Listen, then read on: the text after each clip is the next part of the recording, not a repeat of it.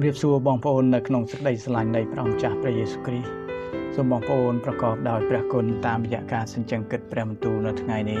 នៅក្នុងភីលីម៉ូនជំពូក1ខ15 16ត្បិតប្រហែលជាដោយហេតុនោះបានជាគាត់ឃ្លាតចេញពីអ្នកទៅជាយូរបន្តិចដើម្បីឲ្យអ្នកបានគាត់វិញឲ្យនៅជាប់ជាដរាបទៅ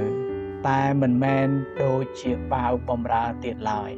គឺលើសជាងបាវបំរើទៅទៀតទុកដូចជាប្អូនស្ងួនស្ងាវិញគឺដល់ខ្ញុំជាដើមហើយដល់អ្នកតើលើសជាងយ៉ាងណាទៅទាំងខាងសាច់ឈាមនិងក្នុងព្រះអង្គម្ចាស់ផងភីលីម៉ូនគឺជាសម្បត្តិយ៉ាងខ្លីដែលលោកសាវកពូលបានសរសេរទៅកាន់លោកភីលីម៉ូនដែលជាអ្នកដឹកនាំពួកជំនុំតាមផ្ទះគោលបំណងនៃសម្បត្តិនេះគឺដើម្បីធ្វើការផ្សះផ្សារវាងភីលីម៉ូនហើយនិងទាសកររបស់គាត់ឈ្មោះអូនេស៊ីមដែលបានរត់ចេញពីផ្ទះសាវកពូលបានស្នើឲ្យលោកភីលីម៉ូនអត់ទោសឲ្យទាសកររបស់គាត់ហើយឥឡូវនេះអូនេស៊ីមដែលជាទាសករបានជួបជាមួយនឹងលោកប៉ុលហើយបានទទួលព្រះគ្រីស្ទយេស៊ូវជាព្រះអង្គសង្គ្រោះរបស់គាត់ព្រមទាំងមានជំនឿយ៉ាងល្អផងដែរដូច្នេះហើយបានជាលោកសរសេរសម្បត្តិនេះដើម្បីឲ្យភីលីម៉ូនបានទទួលអូនេស៊ីមហើយនឹងអត់ទោសឲ្យគាត់ផងលោកប៉ុលបានស្នើឲ្យភីលីម៉ូនមិនត្រឹមតែអត់ទោសឲ្យអូនេស៊ីមប៉ុណ្ណោះទេប៉ុន្តែឲ្យទទួលគាត់ដូចជាបងប្អូនស្ងួនស្ងានៅក្នុងព្រះគ្រីស្ទយេស៊ូវមិនត្រឹមតែប៉ុណ្ណោះមិនត្រឹមតែបងប្អូននៅក្នុងព្រះវិហារប៉ុណ្ណោះនោះទេតែជាបងប្អូនក្នុងជីវិតប្រចាំថ្ងៃក្រៅពីព្រះវិហារទៀតផងការស្នើសុំរបស់លោកប៉ុលបែបនេះគឺហាក់បីដូចជាប្រឆាំងជាមួយនឹងប្រព័ន្ធសង្គមនៅសម័យនោះពីព្រោះទាសករត្រូវបានគេចាត់ទុកថាជាទ្រព្យសម្បត្តិឬក៏ជារបស់ដែលអាចលក់ដូរបាននៅសម័យនោះពួកគេគ្មានសិទ្ធិដូចជាមនុស្សធម្មតានោះទេហើយពួកគេអាចទិញលក់ដូចជាទំនិញផងដែរប៉ុន្តែយ៉ាងណាមិញបងប្អូនហើយតាមរយៈព្រះបន្ទូលនេះបានបង្ហាញឲ្យយើងដឹងថាអស់អ្នកដែលទទួលដំណឹងល្អត្រូវរស់នៅផ្ទុយពីប្រព័ន្ធសង្គមទាសករនៅសម័យនោះ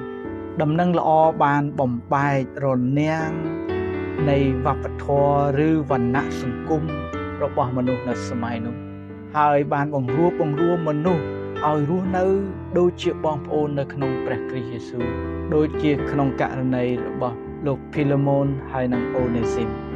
តើមានបងប្អូនណាខ្លះនៅថ្ងៃនេះដែលស្ថិតនៅក្នុងស្ថានភាពដូចជាភីលីម៉ូនដែលត្រូវការព្រះគុណដើម្បីនឹងអត់ទោសហើយនឹងផ្សះផ្សាជាមួយអ្នកដទៃហើយតើមានបងប្អូនណាខ្លះដែលដូចជាអូនេស៊ីមដែលត្រូវការអ្នកជួយដើម្បីនឹងធ្វើការផ្សះផ្សាទំនាក់ទំនងហើយត្រូវការព្រះគុណដើម្បីនឹងនិយាយសំទុកទៅកាន់អ្នកដែលយើងបានធ្វើខុសជាមួយបងប្អូនហើយចូលពិចារណាមើលថាកាលពីដើមបងប្អូនហើយនឹងខ្ញុំជាមនុស្សដែលបានរស់នៅក្រោមអំពើបាបឬជាទាសករនៃអំពើបាបតែដោយសារព្រះគុណព្រះអង្គបានរើសយើងហើយបានអត់ទោសឲ្យយើងដោយសារតែព្រះគ្រីស្ទបានចេញថ្លៃលុះបាបឲ្យយើងដោយសារតែព្រះគ្រីស្ទបានទិញយើងពីទាសករនៃអំពើបាបដោយសារព្រះលោហិតរបស់ទ្រង់ដូច្នេះហើយយើងបានក្លាយទៅជាមនុស្សដែលមានសេរីភាពនិងបានផ្សះផ្សាហើយជានីជាមួយនឹងព្រះបិតាបងប្អូនហើយតើមាននរណាដែលបងប្អូនត្រូវសុំទោសតើមាននរណាដែលបងប្អូនត្រូវអត់ទោសឲ្យនៅថ្ងៃនេះចូលធ្វើតាមព្រះបន្ទូលចុះការអត់ទោសឲ្យអ្នកដទៃនឹងនាំឲ្យចិត្តរបស់បងប្អូនរាល់គ្នាបានរីករាយឡើងវិញមានសន្តិភាពនិងសេចក្តីសុខសាន្តឡើងវិញហើយការអត់ទោសឲ្យអ្នកដទៃនោះធ្វើឲ្យយើងមានសេរីភាពពីភាពសៅហ្មងទាំងឡាយពីព្រោះព្រះផ្ដល់ព្រះគុណដល់អស់អ្នកណាដែលមានចិត្តរៀបសារដល់អស់អ្នកណាដែលចេះបន្ទាបខ្លួននិងដល់អស់អ្នកណាដែលចេះអត់ទោសឲ្យអ្នកដទៃដោយសេចក្តីស្រឡាញ់បើសិនជាបងប្អូនមានចិត្ត ឬក៏ពិបាកអត់ទោសឲ្យអ្នកដទៃសូមទូលសូមព្រះគុណដល់ពីព្រះនៅថ្ងៃនេះសូមអធិដ្ឋានជាមួយគ្នាអោព្រះបវេតាដែលពេញដោយព្រះគុណនិងសេចក្តីស្រឡាញ់អើយសូមអរព្រះគុណទ្រង់ចំពោះព្រះគុណដែលព្រះអង្គបានផ្លាស់ប្ដូរជីវិតរបស់យើងខ្ញុំម្នាក់សូមជួយឲ្យចិត្តរបស់ទូបង្គំម្នាក់អាចពង្រីកនៅការអត់ទោសនិងសេចក្តីស្រឡាញ់ទៅកាន់អ្នកដទៃដោយដែលទ្រង់បានប្រទានដល់ទូបង្គំយ៉ាងដូច្នោះដែរសូមប្រទានចិត្តដែល